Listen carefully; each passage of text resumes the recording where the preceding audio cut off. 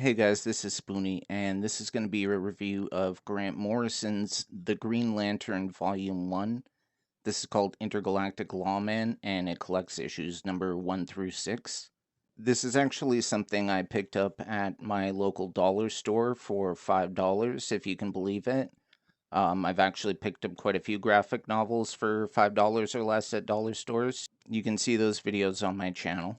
Anyways, $5 is an amazing price for this. The cover price is about 18 US, 24 Canadian. And I would say it's even worth full cover price because this book definitely feels like an instant classic. I want to start off talking about the art first because that's the first thing that hits you when you open this book. Now, the artist is Liam Sharp. I'm familiar with his work from the Vertigo series Testament and the Wildstorm Gears of War series. In both cases, the main characters that he's drawing are human beings, so he knows how to handle the human form quite well.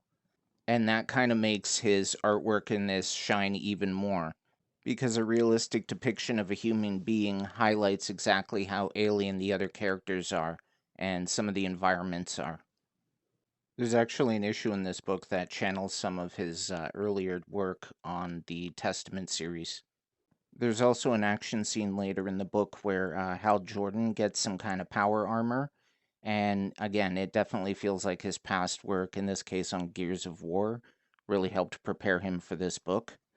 I also want to add that the Hal Jordan battle armor stuff really looked reminiscent to me, anyways, of the character Battalion from Stormwatch, and just makes me wish for more Wildstorm characters in the DCU. I think Liam Sharp has easily secured a position as one of the greatest Green Lantern artists of all time, up there with Ethan Van Sciver and Ivan Reyes. Something I do sometimes when I'm trying to gauge the quality of artwork in a book is I'll look panel to panel without reading any of the text. The reason I do that is because I want to see, can I actually kind of follow the story, follow what's happening without having to read anything? It's by no means essential, but it just kind of shows you the caliber of the artist if you're able to follow the story without having to read any of the dialogue. Like I said, it's not anything that's super important because the story and the art together are what really matters, but it's just cool to see because ideally that's what comic books should be. Now, this became the main Green Lantern birth after the end of both DC Rebirth era Hal Jordan and the Green Lantern Corps and the Green Lanterns title featuring Jessica Cruz and Simon Baz. In fact, Grant Morrison asked that the Green Lanterns series end specifically to include Hal Jordan having his power battery confiscated by the Guardians of Oa. They claimed it was for repairs and upgrades. Now, at the beginning of this storyline, he has a ring, but it has no power, and he has no way to charge it. So he's still a member of the Green Lantern Corps, but without a power battery to charge his ring, he's effectively a non-active member. Now, Grant Morrison mines the Green Lantern mythos for storylines and characters in this one, and I don't think it's necessary for you to understand all of this stuff because you get enough information and know what's going on and be able to follow the storyline, but it is cool if you do have kind of a little bit of more information on some of the characters and stuff he's doing here. First of all, he references his own DC work in the past by mentioning that there were two different Sun Eaters that attacked our solar system. I think the most well-known Sun Eater was during his Justice League run, where he did the DC 1 million event. He also brings up older concepts like the Controllers and the Dark Stars. The Controllers are originally from the planet Maltus, which is the same place that the Guardians of the Universe and the Zamarons are from.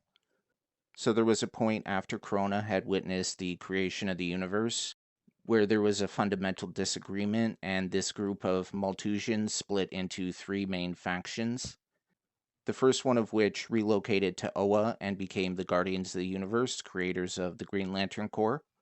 They created the Green Lantern Corps in order to help create peace throughout the galaxy by policing it. The second group were the Zamarons. They created the Pink Lantern Corps, and much like the Green Lantern Corps, they wanted to police the universe, albeit using love as a way to spread peace. The third group was the controllers. They wanted to police the universe and destroy anything that disturbed the peace. Now, while the Guardians moved to Oa and the Zamarons moved to Zamaron, the controllers instead relocated to some kind of alternate dimension or pocket universe or something. Anyways, they existed outside of our known reality. At some point in the late 80s, early 90s, I think it was just after the Crisis on Infinite Earths reboot, the Green Lantern Corps kind of fell apart, and the controllers kind of emerged and created a new group called the Dark Stars. They were given like power suits that sort of allowed them to fly and shoot energy and stuff like that. At some point, Wonder Girl Donna Troy actually ended up becoming a Dark Star. The controllers created the Dark Stars to act as a replacement to the Green Lantern Corps. They were to police the galaxy, but with a more sort of lethal attitude in mind that felt more in line with what the controllers wanted. Grant brings up the Spider Guild, which is from, I think it's the Vega sector. It's the one sector of space that the Green Lanterns are not allowed to go in. They have some kind of agreement with the Guardians wherein the Green Lantern Corps will not be allowed to enter their sector of space. They also bring in the Dominators, who are a race that did one of the first events after the Crisis on Infinite Earths reboot. It was called, I think, DC Invasion, and it featured the Dominators coming to Earth trying to conquer it. The main repercussions from that event was that it featured the detonation of some kind of metagene bomb, which was a way for them to create and introduce new characters, as suddenly all of the world was exposed to these things that would awaken their latent powers or whatever. It was a 3-issue mini that was a decent enough read, but it was some of the tie-ins that were really awesome. It actually had like 2 or 3 issues where Wally West, the Flash, went to Cuba and had to help protect Fidel Castro from aliens. It was weird stuff, and I know it was actually kind of adapted into the CW Arrowverse. It was a crossover between their 4 shows at the time: Arrow, Flash, Supergirl, and that Guardians of Tomorrow, or whatever it was called. I personally haven't seen those episodes, so I can't attest to how close to the source material they come.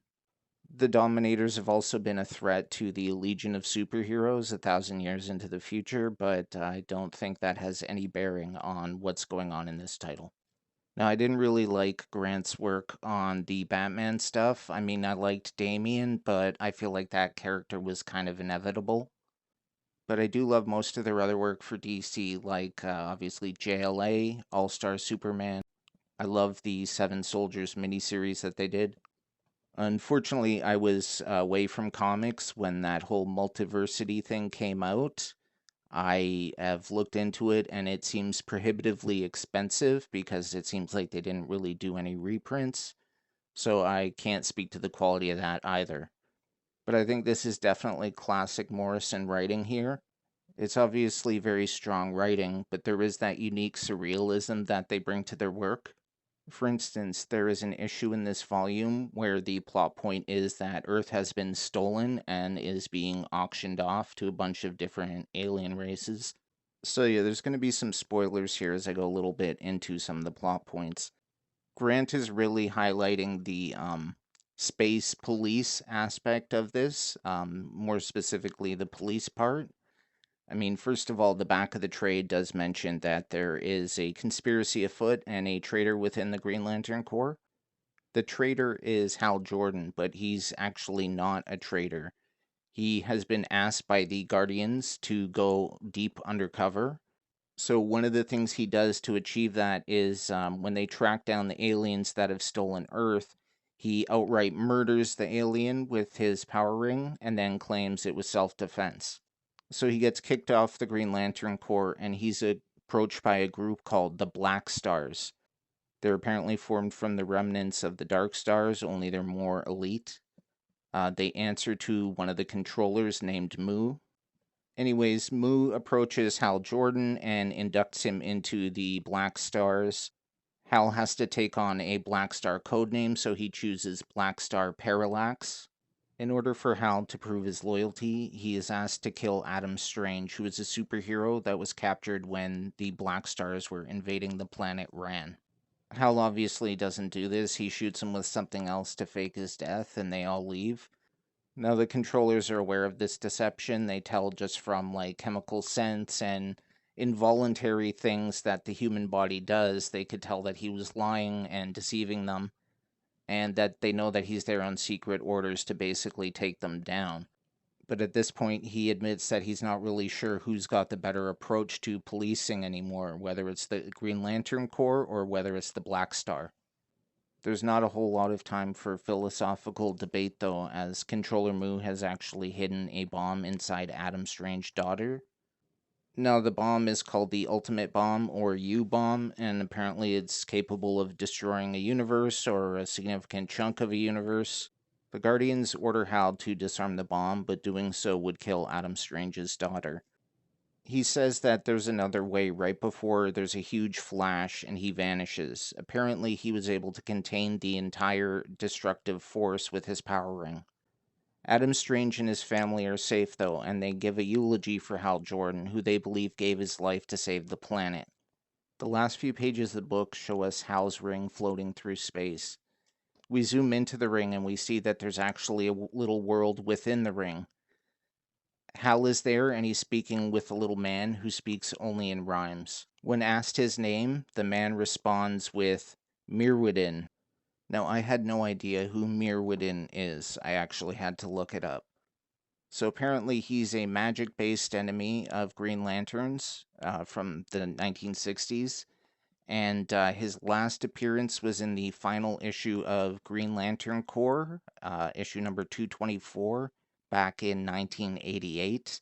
So I believe this was part of the pre-crisis continuity, because I'm not very familiar with it. So basically, he's dug up a concept that we haven't seen in decades. The story of Mirwidin is basically that, yeah, he's some kind of magic user that fought Green Lantern, who's kind of science-based, and at some point they were able to trap him inside Hal Jordan's ring, and it seems like, they mentioned it a few more times and had stories about it, but it seems like it was largely forgotten about for decades. And that's something that Grant Morrison does really well, is he'll take obscure, forgotten concepts and bring them back in interesting and reimagined ways. If you see this book at your dollar store for $5 or less, it's a must grab. If you see it at your local comic store, and even if it's cover price, it's a must grab. This is a really good series. It's definitely tonally very different than everything Green Lantern, since Jeff Johns did the Green Lantern Rebirth, where he brought back Hal Jordan in 04 or 05. So it's definitely got a different feel. But at the same time, it also feels very familiar. It's old, but it's new. I'd kind of felt like maybe Grant Morrison had fallen off in recent years, but they've proven that they've still got it with this series. I understand it only ran for 12 issues in total. This is volume 1 with the first 6, so that means there's one more volume. I'm going to see if I can get lucky with it at the dollar store, but if I don't get it within a certain period of time, I will just go buy it full price. If you guys have read this series, feel free to tell me about it, but no spoilers for the next 6 issues. Otherwise, thank you for watching, and I hope I'll see you guys in the next one. Bye.